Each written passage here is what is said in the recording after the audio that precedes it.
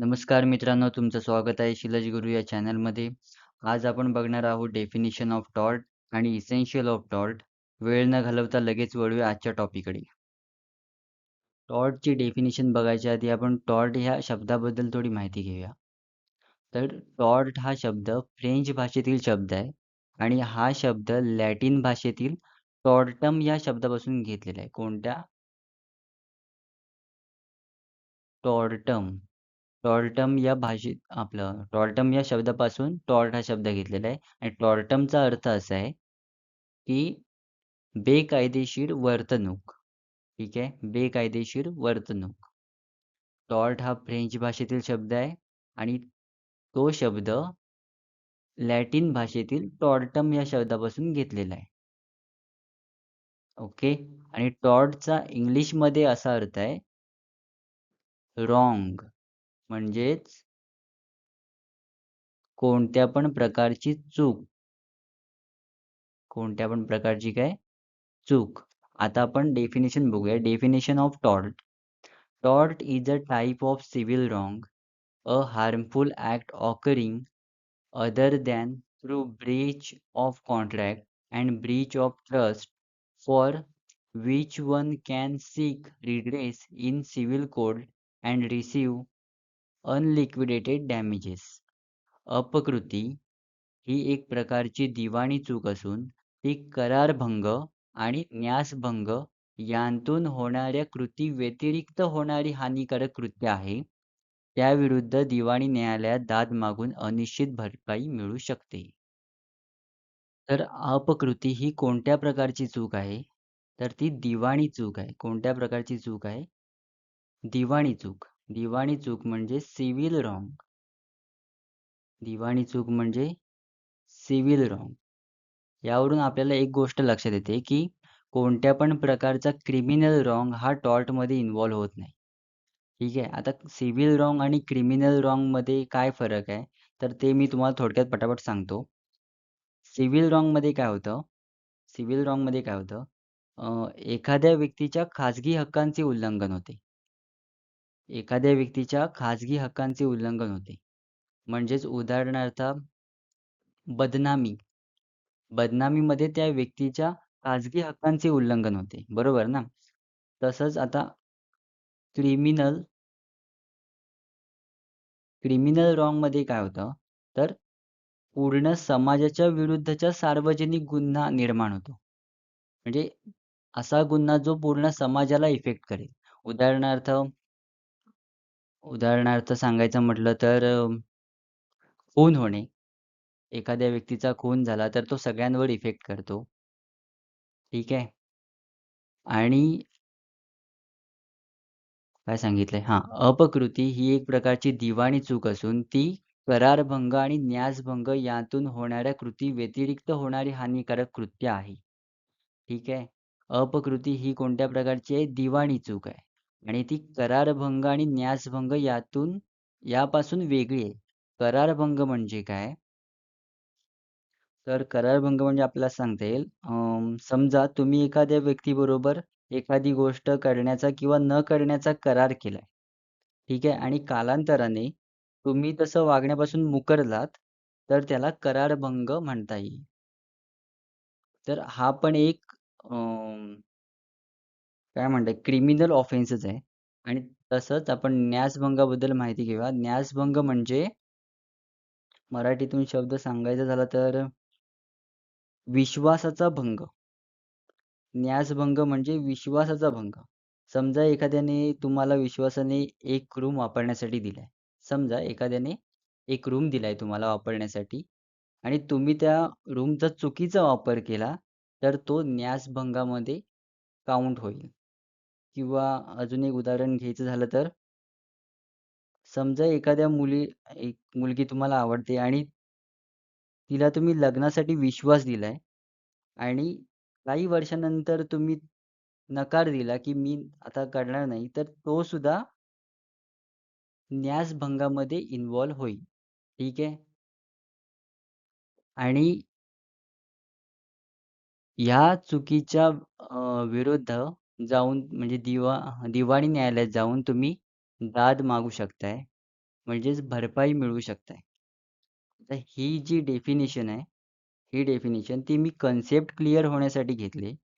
तर काही मुलं अशी असतील जी लॉ स्टुडंट असतील, तर त्यांच्यासाठी मी आणखीन वेगळ्या डेफिनेशन देतोय.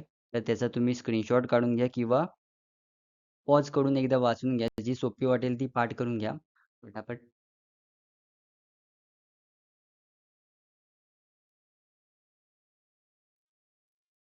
आपण पुढच्या पार्टवरती आलोय. पुढचा पार्ट आहे essential of tort. Essential of टॉर्टमध्ये आपण बघणार आहोत wrongful act, legal damages, remedies. तर मराठीतून सांगायचं झालं तर रॉंगफुल ॲक्ट म्हणजे हानिकारक कृत्य, लीगल डॅमेजेस म्हणजे कायदेशीर हानी आणि रेमेडी म्हणजे उपाय. ठीक आहे. तर लॉ ऑफ टॉर्टमध्ये एखादं कृत्य म्हणजे एखादा ॲक्ट हा रॉंगफुल आहे हे आपल्याला कसं समजणार आहे? तर ते समजण्यासाठी लॉ ऑफ टॉर्टमध्ये काही गोष्टी सांगितलेल्या आहेत. त्या जर फुलफिल झाल्या तर तो ॲक्ट रॉंगफुल आहे असं आपण गृहीत धरू शकतो. तर त्यातली पहिली गोष्ट अशी आहे, की ते कृत्य कायदेशीर हक्कांना इजा पोहोचवणारे असले पाहिजे. म्हणजे ते आधी लिहून घेऊया. कायदेशीर हक्कांस इजा. म्हणजे एखाद्या व्यक्तीच्या कायदेशीर हक्कांना इजा पोहोचेल असं कृत्य असेल तर ते रॉंगफुल ॲक्ट आहे. दुसरं आहे, हानी झाली पाहिजे. हानी होणे. आता ही हानी कोणत्या पण प्रकारची असू शकते. म्हणजे उदाहरणार्थ सांगायचं म्हटलं तर शारीरिक हानी. बरोबर ना? शारीरिक हानी किंवा आर्थिक हानी. अरे, आर्थिक आर्थिक हानी. म्हणजे एखाद्या व्यक्तीला अशा ॲक्टमुळे कोणत्या पण प्रकारची हानी होत असेल, तर ते रॉंगफुल ॲक्ट आहे.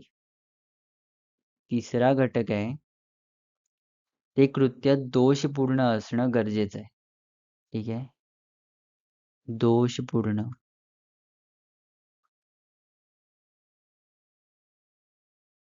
दोषपूर्ण कृत्य. म्हणजे ते कायद्याला धरून नसेल, असं कृत्य असेल, तर तोही रॉंगफुल ॲक्ट झाला. ह्या 3 गोष्टी जर फुलफिल होत असतील, तर आपण असं समजू शकतो, की तो एक रॉंगफुल ॲक्ट आहे. तर ह्याला एक्सेप्शन सुद्धा आहे. एक्सेप्शन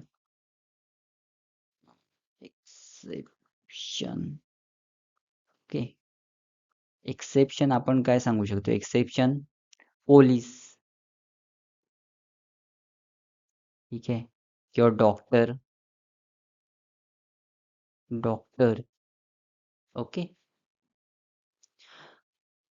म्हणजे साहजिक आहे. आता जर तुम्ही चुकीच्या साईडने जात असाल, ठीक आहे, गाडी चालवत जात असाल आणि ट्रॅफिक पोलिसने तुम्हाला अडकवलं, तर तुम्ही त्याला सांगू शकत नाही ना, की मी स्वतंत्र आहे, मला स्वातंत्र्य आहे कुठे पण फिरायचं, तू सोड मला असं-तसं. असं तुम्ही नाही सांगू शकत आहे. ठीक आहे. हानिकारक कृत्य हानिकारक कृत्य 2 प्रकारे होते. ठीक आहे. 2 प्रकारे म्हणजे पहिला प्रकार असा आहे, अं,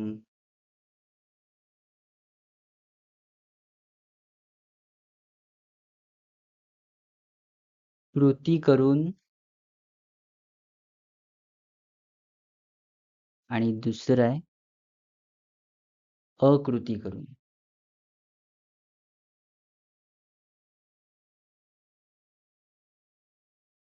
कृती करून कृती करून म्हणजे एखादे कृत्य करायचे नाहीये, तरी पण तुम्ही ते कृत्य करताय.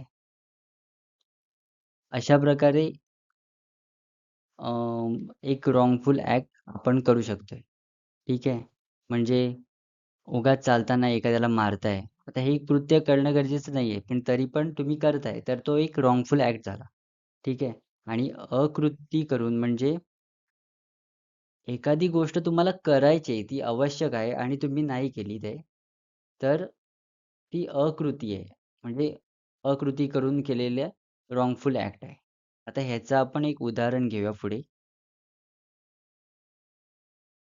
उदाहरण म्हणून आपण एक केस लॉ घेऊया. ज्याचं नाव आहे ग्लासगो कॉर्पोरेशन व्हर्सेस टेलर. ही केस आहे 1922 मध्ये झालेली. तर या केसमध्ये असं होतं, एक 7 वर्षाचा मुलगा एका गार्डनमध्ये खेळत असताना गार्डनमधली विषारी फळ खातो आणि मृत्युमुखी पडतो. तर हे जे गार्डन असतं ते अंडर येत असतं ग्लासगो कॉर्पोरेशनच्या. ठीक आहे. आणि हा जो मुलगा असतो त्याचे वडील असतात त्यांचं नाव असतं टेलर.